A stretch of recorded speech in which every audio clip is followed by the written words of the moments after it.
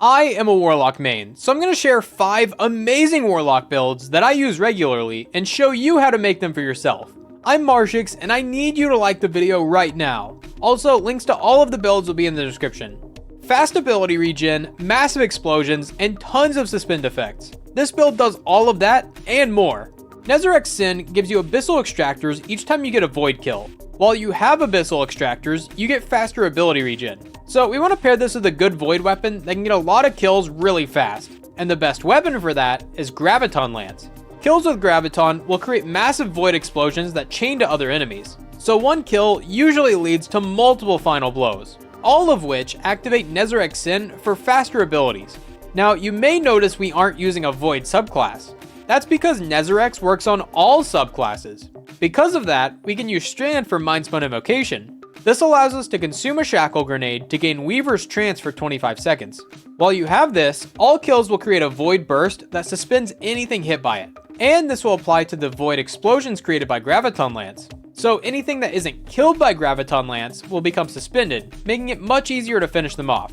And because Nezarec Sin is giving faster grenade energy, you will definitely get your grenade back before Weaver's Trance runs out. So as long as you aren't stupid, you can easily have 100% uptime on Weaver's Trance. For the fragments and mods, I went with things that buff suspend effects, increase grenade regen just in case we need it, and to boost the damage of Graviton Lance. So we have Thread of Continuity to make all suspend effects last longer, Thread of Generation to have a more reliable income of grenade energy, Thread of Wisdom to create orbs of power each time we kill suspended targets, and Thread of Warding to make those orbs of power give us Woven Mail so we don't die. The main armor mods you want are Void Siphon to also create orbs of power with Graviton Lance, Impact Induction to reduce the grenade cooldown each time we melee, which we have 3 melee charges, and Bomber to get a little more grenade energy each time we place a rift. So going into a fight, just consume your grenade to get Weaver's Trance, get kills with Graviton Lance to blow up everything and suspend everything, and as you're doing that, you'll be feeding Nezarec Sin to give you faster grenades, basically guaranteeing you always have your grenade back before Weaver's Trance runs out. Then you just repeat the cycle. Now just throw in the most hideous looking ornaments to make it more realistic and get to blowing things up. You can get 2 elemental buddies that give you really fast transcendence energy. Getaway Artist allows you to consume your grenade to make yourself amplified and get an arc soul that will shoot at enemies. But if you pair this with the Bleak Watcher aspect, it will also spawn a stasis turret in addition to your arc soul. So this combo gives you 2 elemental buddies to help you in combat. One that deals damage and another that freezes. We're going to use this unique interaction to spam abilities and become transcendent very quickly. The stasis turret will apply slow to enemies, so it will activate Facet of Devotion to give us additional light energy. And the Arc Soul will make us amplified and give us Devour, both of which activate Facet of Sacrifice for additional darkness energy. Facet of Grace also helps with transcendence by increasing the amount of energy given by kinetic weapons. And the kinetic weapon we're using is currently one of the strongest weapons in the game, Outbreak Perfected. This is a pulse rifle that spawns Siva nanites with precision kills and sustained damage. These will deal extra damage while we shoot at a target, and the more nanites on a target, the more damage Outbreak does. And since this is craftable, you can get it with rewind rounds, so you can shoot a lot of ammo without reloading, allowing you to get as many nanites as possible. And since it is kinetic, it gives us a ton of transcendence energy on both sides. So between this and our abilities, we should get full transcendence in only about 10 to 20 seconds. That's almost as fast as me. For the rest of the build, we have Feed the Void to get Devour from ability kills, which includes our turrets, Facet of Balance to get melee and grenade energy each time our turrets get kills, and Facet of Courage to make our light abilities deal a little bit more damage to anything hit by our stasis turret. And all the armor mods are extra ways to get faster grenades and ways to buff Outbreak. And with Galvanic Armor in the artifact, you can have a constant damage reduction since Getaway Artist makes you amplified each time you consume your grenade. So just eat your grenade going into a fight, this will give you an Arc Soul and a Stasis turret, then shoot the slowed enemies with Outbreak, and you'll charge up Transcendence in no time. This is the ultimate support build. You'll be able to give you and your allies tons of healing effects and damage buffs. Speaker's Sight is a new exotic that converts your healing grenades into stationary turrets that will heal you and your allies. This will give restoration ×1 to your allies, and if you have the Touch of Flame aspect, this will give you, only you, restoration ×2 for even faster healing. And as you can see, this is really strong. But that's just a fraction of what this build can do. because we're also using Ember of Benevolence to get our abilities back quickly whenever we heal allies or make them radiant. So that's what we're going to focus on so we can keep our fast abilities up constantly. In order to do that, we want more sources of healing, so you'll want Phoenix Dive to be able to get in, heal, then get out. And you'll also want a weapon with Heal Clip, and the weapon I went with is Aberrant Action. This is the new Solar Rocket sidearm that gets Heal Clip and Incandescent, so we'll be able to clear out small enemies very quickly, while still providing support to the team and activating multiple fragments. The fragments we're using are Ember of Benevolence for the fast abilities mentioned before, Ember of Torches to give everyone a damage buff with our melees, Ember of Solace to increase the duration of restoration and radiant effects, and Ember of Searing to get melee energy and spawn fire sprites each time we kill a scorched target, which, reminder, is basically all the time with Incandescent. And if you want to turn this into a solo build where you mainly heal yourself, all you have to do is swap out Ember of Benevolence with Ember of Mercy. You won't get faster abilities since you aren't healing allies, but you will give yourself restoration each time you pick up a fire sprite. And if you want to keep that restoration forever, you can swap out Ember of Solace with Ember of Empyrean. With this, all solar kills will extend the timer of Radiant and Restoration up to 15 seconds, and it's refreshable, so you can just keep it going as long as you keep getting kills. So as long as you can consistently get kills, you'll keep these effects up 99% of the time. Now, the mods are pretty simple. Solar Siphon to create Orbs of Power with Aberrant Action, Reaper to create orbs each time we Phoenix Dive, Solar Weapon Surges to get a damage buff from those orbs, and Bomber, Innervation, Impact Induction, and Focusing Strike, all to increase the ability regen on top of what we already get. Now just try and stay alive by healing yourself and your allies, and try to keep Ember Benevolence up 100% of the time so you can have really fast abilities. Or if you're like me and have no friends, swap out a few fragments and double down on healing yourself. This next build isn't very flashy, but it is really powerful. It all revolves around this class item, with Spirit of Osmiomancy. Your grenades recharge quicker on hits. This is very strong, allowing you to get about half of your grenade back completely for free.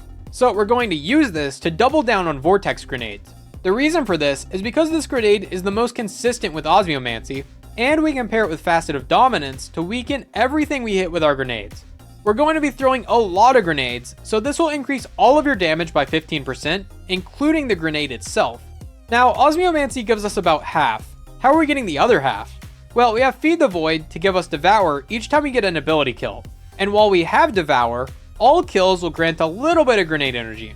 We're also running Facet of Balance to get even more grenade energy each time we kill enemies with either stasis or strand damage, and 2 weapons with Demolitionist.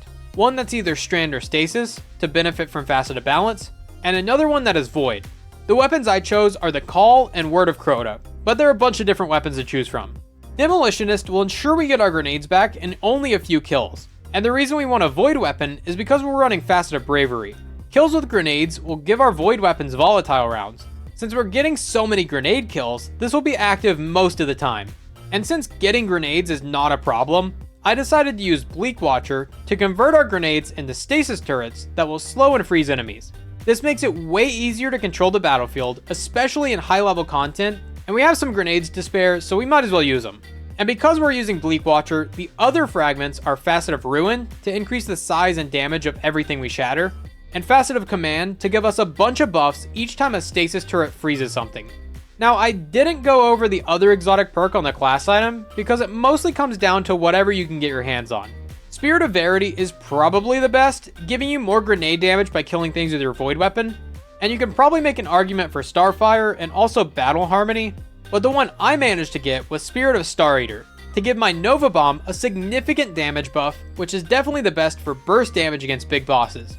Pick up orbs to activate Star Eater, throw a grenade to weaken a boss, then pop Nova and DPS with your heavy. And when you're in a more common setting, start by throwing a grenade to get Devour, then get kills with your Demolitionist weapon, and throw more grenades every few kills. Then if you ever need to slow down a fight or lock down an area, turn some of your grenades into stasis turrets and freeze everything. This build turns you into a ball of lightning that gives you a bunch of buffs and debuffs. Lightning Surge allows you to blink forward and jolt everything around you. And with the Arcane Needle melee, you get 3 charges to use back to back. This alone is really powerful, but we're going to build on this so we can instantly get 3 buffs and work towards getting even more buffs and debuffs. So the other aspect we're using is Feed the Void. This will give us Devour each time we get an ability kill, whether that be a grenade, super, or melee, which includes Lightning Surge. So just blink in to kill a bunch of enemies and apply Jolt to anything you don't kill. Then you'll get Devour to heal after every kill, and gain Grenade energy after every kill. So not only will you be spamming melees, you'll also have a lot of grenades, and you won't have to worry about dying, unless you're taking this into a GM. And whenever you run out of melees, just pop Transcendence to recharge them even faster, and then keep going. Now for the exotic, I was trying to decide between Necrotic Grips to apply poison with every lightning surge, and Claws of Ahamkara to get a 4th melee charge. But then I found this, an exotic class item with Spirit of the Necrotic and Spirit of the Claw. Both of the exotics I wanted wrapped into one. So now I have a more reliable stockpile of melees, and they apply poison for even more destruction. It's also possible to get Synthoceps in the second column, so that might be worth trying too. I don't normally go over all 3 weapons in the loadout, because most of the time, 2 of those weapons change depending on the activity, but all of these weapons play off of each other very well, and can be used pretty much anywhere. So the primary we're using is Breachlight. This is a new sidearm that gets a bunch of great perks, but the only 2 we're concerned about are Pugilist to give us melee energy after every kill, and Swashbuckler for a 33% damage buff each time we get a melee kill, which reminder is all the time. It's also a strand weapon, which will become more important once we get into the fragments. The exotic weapon we're using with this is Buried Bloodline. This is a special ammo sidearm that gives us Devour. We already have a way to get Devour, so it isn't that important, but what is important is its catalyst. With this, while you have Devour, hits with Buried Bloodline will apply Weaken to enemies. That means all your other weapons and abilities will deal 15% more damage to that target. And since we have Devour all the time, you can just keep weakening everything. And for our heavy weapon, we have Edge Transit, a really strong grenade launcher that will happily take advantage of the debuff. It's also Void, so you can double up on Void armor mods, and it gets even better with subclass fragments. We have Facet of Bravery to give Breachlight unraveling rounds each time we get a kill with Lightning Surge, and it will also give both of our Void weapons volatile rounds each time we get a kill with a grenade. If you're playing the build correctly, you should have at least one of these buffs active at all times. We also have Facet of Balance to recharge our melee energy each time we kill enemies with light damage, and grenade energy each time we kill enemies with dark damage. And Facet of Courage so our abilities will deal more damage to anything we hit with Breachlight, Facet of Dawn to become radiant each time we Lightning Surge, and Facet of Protection for damage reduction since we're getting right up in everyone's business. Now for the mods, we're using a Siphon to create Orbs of Power with Breachlight, Heavy Handed to create Orbs of Power with every Lightning Surge melee, Momentum Transfer and Impact Induction to make melees and grenades refill each other, Invigoration to reduce our melee cooldown each time we pick up an Orb of Power, Void Weapon Surge for a damage buff, Void Scavenger to pick up more ammo for Buried Bloodline and Edge Transit, and Outreach, Reaper, and Powerful Attraction to get extra value out of our class ability. With that being said, the gameplay loop is pretty simple. Lightning Surge to get Devour, Radiant, Unraveling rounds, poison everything around you, and create Orbs of Power for your weapon surges. Then use Buried Bloodline to weaken bigger targets, use Edge Transit to melt bosses, and use Breachlight for Ad Clear to get your melees and grenades back very quickly so you can just keep spamming your abilities and repeat the cycle. Suck it, Titans! Warlocks finally have the better melee build. This next build creates tons of Threadlings that do most of the work for you, but you'll have to watch this video to see how. Thanks for watching, I'm Marshix, and I'll see you next time.